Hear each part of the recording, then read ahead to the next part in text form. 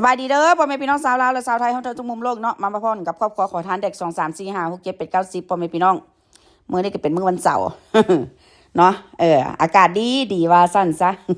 ดีคักดีแน่พ่อแม่พี่น้องเอ้ยเสื้อผ้าหน้าแพ้นี่บ่อยเว้าแหละใส่แจ็คกี่สั้นก็ยังหนาวอยู่ว่าสั้นซะเนาะอากาศมันเย็นละเด้พ่อแม่พี่น้องเอ้ยทางแอฟริกาใต้มื้อนี้ก็4 องศาพ่อแม่พี่น้องเอ้ย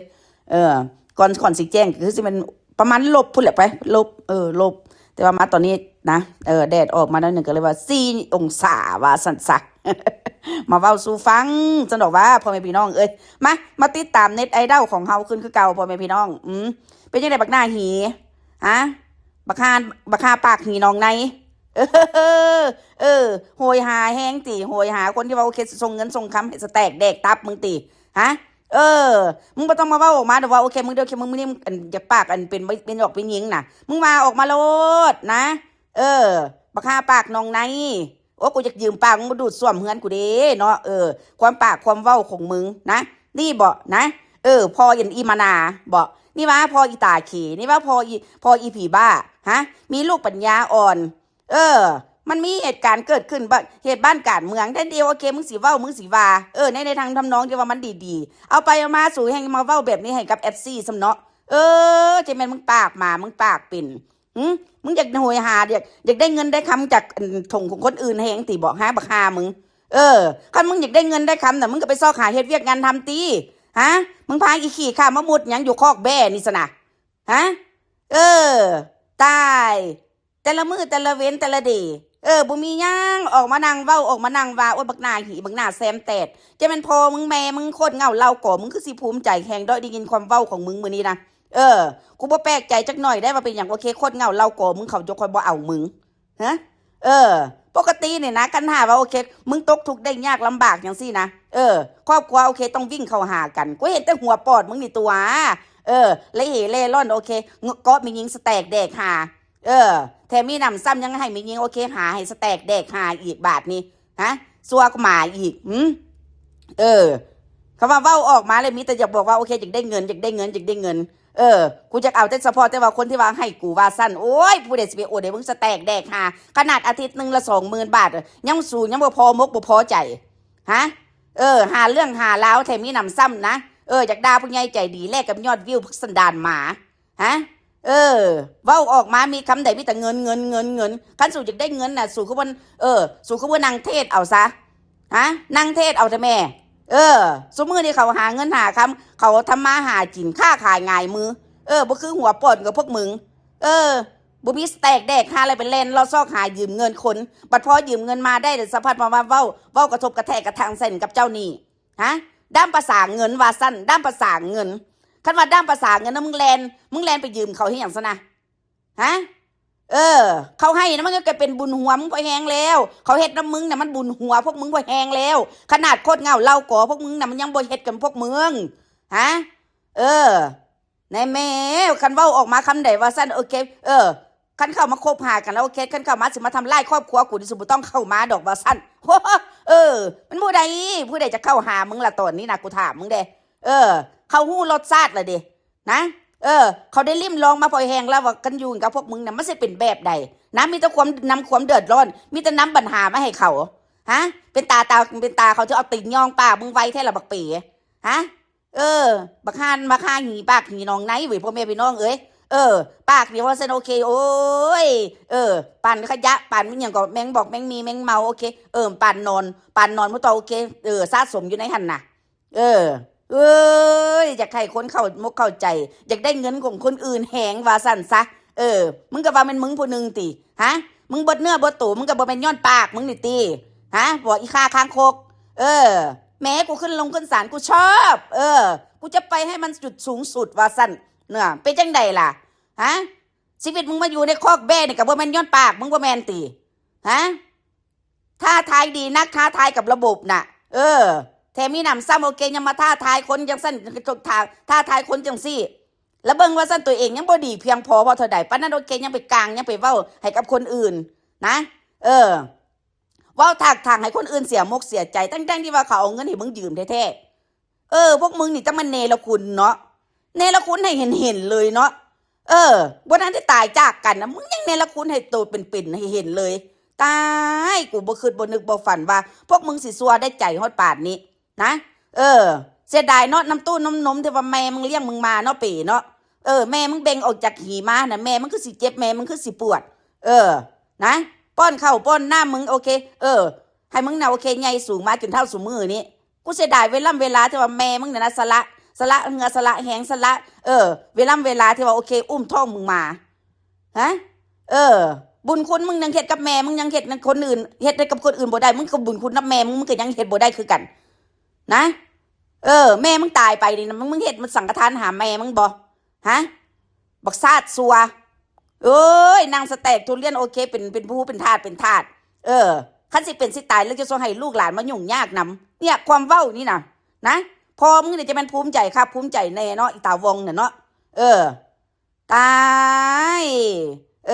บัดมาเว้าออกมาว่าซั่นโอ้ยอีหามึงว่าซั่นโอ้ยบักฮาหน้านางนอนบักฮาปากนองไหนบักฮาปากนอนจื้อฮะ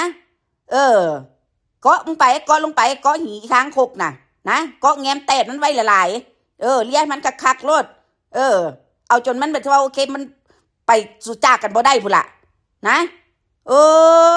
สัวคักสัวแน่แทนที่สิเว้าเข้ามกเข้าใจให้ FC เข้าใจนะมันเป็นสถานการณ์แบบนั้นความปากความเว้านี่มึงเว้าบ่ได้บ่ถ้ากูถามมึงได้บักเปมึงจะคอยอยากมาสวนกระเสกระดักกระดอเทบ่มีกินสแต็กแดกหายังเสือกโอเคยังมาเว้ายังซีใส่กับโลกโซเชียลไผสิไปงึดพวกมึงล่ะฮะมึงมีลูกสมาธิสั้นน่ะเขาก็ต้องเปรียบเปยไปตัวเขาก็ต้องเปรียบเทียบไปตัวนะเป็นอย่างเขาจะคอยบอกว่าโอเคเนี่ยเด็กมันขาดยาหรือว่าโอเคขาดการรักษาหรือว่าการดูแลโน่นนี่นั่นเอาแล้วมึงน่ะมันดีพอแล้วบ้องกูถามมึงเด้ลูกมึงดีพอหรือไปฮะเมเป็นอย่างโอเคในสถานการณ์ยังสี่เป็นอย่างคือบ่อันอีดิวตนเปิ้นได้ล่ะเป็นอย่างคือบ่อันโศกเศร้าน้ำเปิ้นได้ล่ะว่าสั่นแล้วมึงได้โศกเศร้าบ่กูถามมึงเด้ฮะอย่าสู้เว้าเข้าข้างแต่ตัวเองลายแม่บักฮาหน้านั่งหีบักหน้านอนแตดบักซาดซัวบักซาดหมาบักฮาเนี่ยเราคุ้นขนปินหลังปั๊บแต่แม่นได้นะคุณปั๊บปินหลังปั๊บแต่แม่นว่าโอเคกูใส่ไฟมึงปั๊บปินหลังปั๊บโอเคกูก็ว่าให้ใส่มึงปั๊บสมพอว่าชีวิตของพวกสูมันอยู่ในสภาพแบบนี้เนาะสมพอชีวิตสูมันบ่เจริญเนาะย้อนสูในละคุณคนนี่แหละคำเว้าคำจาเนี่ยบ่มีคำนอบน้อมคำเว้าคำจานี่แห้งเก่งแห้งไปหน้าติ๊กนะบ่ยอมลงลอยคันว่าดีก็คนอื่นน่ะนะกูก็บ่ว่าดอกไปอันนี้นะภาษาคอกแบ้ที่ซุกหัวนอนยังบ่มีข้าวสารสิสแต็กใส่ปากตัวเองยังบ่มีนะเงินคำกำแก้วโอเคฮอดบ่มีฮอดอนาคตนะยังบ่มีเสือกยังไปเว้าแสะใส่กับคนอื่นเสือกยังไปนะไปเว้าใส่กับคนอื่นเฮ้ยจะเป็นพวกกูสมเพศมึงซะจากบ้านหลังใหญ่ๆที่ดิน2 ไร่นะ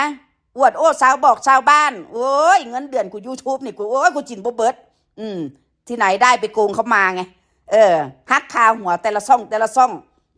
เป็นจังได๋ล่ะชีวิตมึงน่ะฮะพูดออกมาแต่ละคำนี่โอ้ยกูบ่ง้อหากแต่ว่าโอเคมันนั่งนบอยู่นำโลกโซเชียลผู้ใดให้กูก็เอากูยอมมือนบเอาผู้ใดบ่ให้โอเคก็ยาหัวปอดมึงบ่มีสิทธิ์สิมาเว้าเรื่องครอบครัวกูมึงสิบ่มีสิทธิ์เข้ามาก้าวไก่ในเรื่องครอบครัวของกูสิเฮ็ดหยังนะเป็นอันคัดหูคัดตาสู่เบิดมันแน่นอนอยู่แล้วเรื่องนี้กูสิบอกมึงให้นะ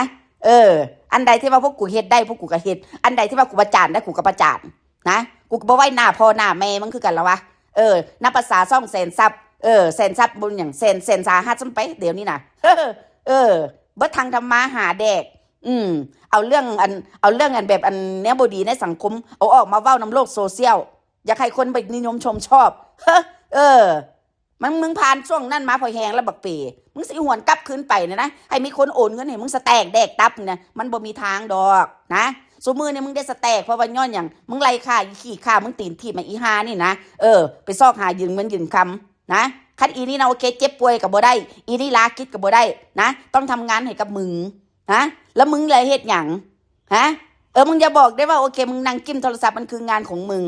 ฮะขนาดว่าภาพที่ว่ามึงเอาออกมาเนี่ยนะแสงสีเสียงโน่นนี่นั่นนะมันก็บ่มีประโยชน์เพราะว่าย้อนอย่างมึงจะบอกเนื้อหาสาระในช่องของพวกมึงเนี่ยนะมันคือขยะนะบ่มีแนวสิแนวดึงดูดใจFCซ้ำกูสิบอกมึงให้นะเออเว้าคำใดออกมานี่โอ้มีแต่เงินอยากได้แต่เงินของคนอื่นนะบัดเงินของตัวเองโอเคบ่อยากหาเว้าอย่างน้ำไผ่หรือว่าโอเคคบกันกับไผ่นะต้องมีเงินให้กูเท่านั้นคันว่าได้ของเขามาแล้วบาดนี้สัมพันธ์ว่าโอเคเขาได้ไปยุ่งไปยุ่งยากหรือว่าโอเคไปอันนั้นละลาบละล่วงความอันนั้นอย่างก็ครอบครัวของพวกมันของพวกมึงติฮะเอาไปแล้วบัดนี้ใส่ให้ป้ายสีเขาละบาทนี้ทั้งที่ว่าโอเคเขายืนมือเขาไปซอยทั้งที่ว่าโอเคเขาเบิ่งสภาพแล้วเขาให้ย้อนอย่างเขาก็อยากให้ได้ดับได้ดีหรือว่าไปต่อยอดบัดสุดท้ายมานะไปเว้าให้กับเจ้าดีว่าโอเคเจ้าหนี้บ่ดีซ้ำบาทนี่จะแม่นสู่สัวเนาะกูจักเบิ่งคือกันว่าโอเคพวกมึงสิได้ไปจักน้ำนะเฮ็ดต่อไปโลดสัวกูจักเบิ่งนะว่าอีลิงตาเคดีนะมันสิได้บินเป็นญาบ่ได้เข้าโรงเรียนคือชาวบ้านชาวเมืองเขาหรือว่าโซทิมละฮะโซทิมโซตายแล้วว่าซั่นต่อไปเพราะว่ามีพ่อแม่ซัวๆเร็วๆแบบนี้ความปากความเว้าผมอยู่ถึงท้องฟ้าพุ่นฮะแต่ว่าการกระทำนี่ติดิ่งลงเหวโอ้ยจะไม่กูสมเพศเบิ่งสภาพแล้วโอเคกูก็เบิ่งบ่ได้แล้วไปหน้าเหี้ยคือหน้าส้นตีนกูนี่อย่าลืมเด้อเป๋เด้อถ้ามึงปากเป็นจังซี่นะกูยืมปากมาดูดซ่วมเด้ซ่วมเฮือนกูเดี๋ยวโอเคมันกำลังสิเต็มแล้วดิกดจังเดี๋ยวมันก็กดบ่ลงนี่มาดูดให้เด้อนะถ้ามึงปากดีปากเกี่ยวแล้วก็ได้บักหน้านอแตดหาบักหาปากหีน้องในเอาตอนนี้แหละพอแม่พี่น้องโอเคไปเลยไปเจอกันใหม่นะจ๊ะทุกคนบ๊ายบายจ้า